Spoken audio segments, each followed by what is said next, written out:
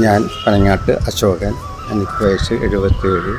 ഞാനിപ്പോൾ സജ്ജേന്ദ്ര പോളിമർ എന്ന് പറഞ്ഞ കമ്പനിയിൽ എൻജിനീയറായിട്ട് വർക്ക് ചെയ്യും. ഈ കോരങ്കാവ് സ്കൂളിൽ 1ാം ക്ലാസ് മുതൽ 5ാം ക്ലാസ് വരെയും പഠിച്ചു.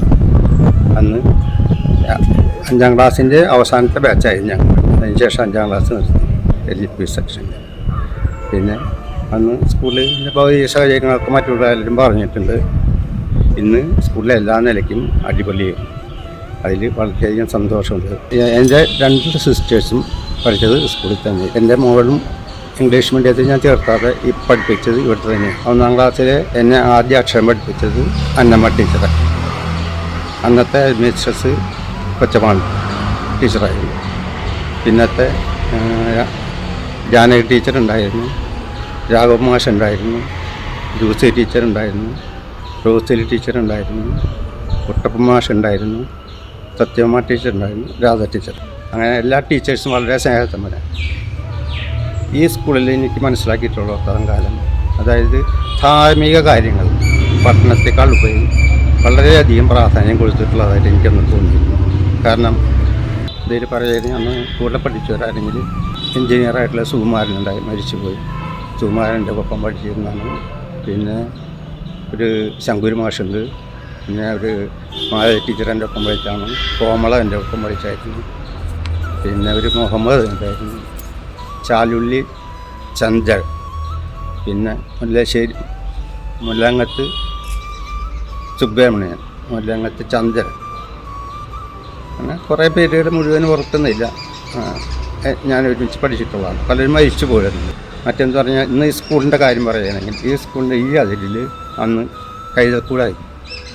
ആ സ്കൂൾ ഇത്രയും LP സ്കൂളൊന്നും സാധാരണ ഇത്ര വലിയ കുളത്തിൻ്റെ സൈഡിലുണ്ടാവാറില്ല.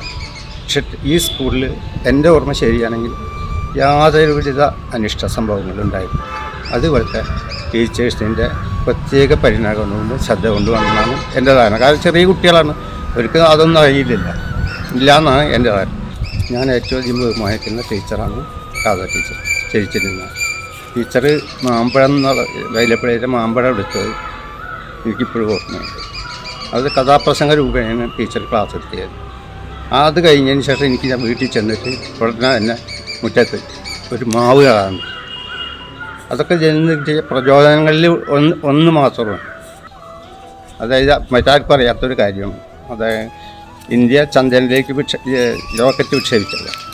അതിൻ്റെ റോക്കറ്റിൻ്റെ ഡയറക്ഷൻ കൺട്രോൾ ഡിവൈസ് ഒരു സോഫിസ്റ്റിക്കേറ്റഡ് എക്യുപ്മെൻ്റാണ്.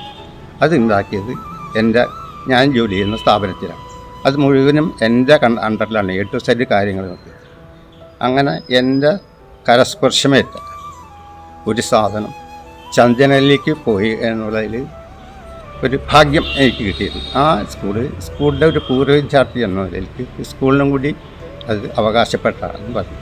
ഇതിന് എനിക്ക് അന്നത്തെ ഡയറക്ടറായിരുന്ന രാധാകൃഷ്ണനിൽ നിന്നൊക്കെ അവാർഡ് കിട്ടിയിട്ടുണ്ട്. സ്കൂളിൻ്റെ ശതാബ്ദി ആഘോഷങ്ങളുടെ ഭാഗമൊക്കെ ആവാൻ പറ്റുന്നതിൽ അതിയായ സന്തോഷം. ഇനി ഒരിക്കൽ കൂടി സ്കൂളിന് എല്ലാവിധ ഭാവങ്ങളും